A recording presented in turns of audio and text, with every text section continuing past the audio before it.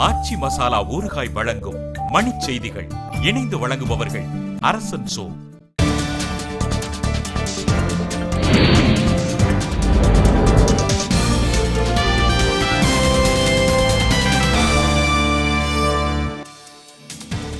$2000 கோடி வரி முறைகேட்டில் நோக்கியா நிறுவனத்திற்கு வழங்கப்பட்ட அறிவிக்கைக்கு டெல்லி நீதிமன்றம் இடைக்கால தடை.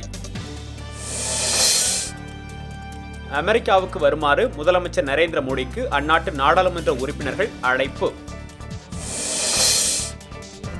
தேசிய பயங்கரவாத தடுப்பு சட்டத்தில் எதிர்ப்பதற்கு எதுவும் இல்லை என உள்துறை அமைச்சர் ஷிண்டே பேச்சு.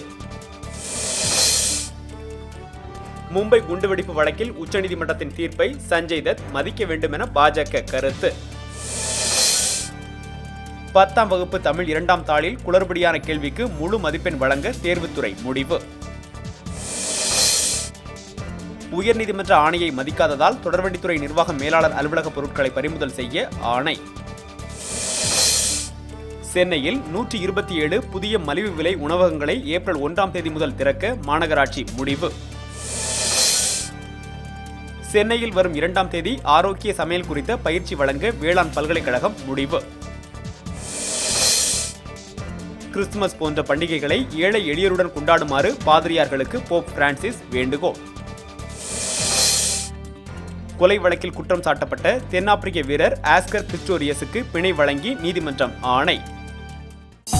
ஆச்சி மசாலா ஊறுகாய் வழங்கிய மணிச் செய்திகள். இணைந்து வழங்கியவர்கள் அரசன் சோ.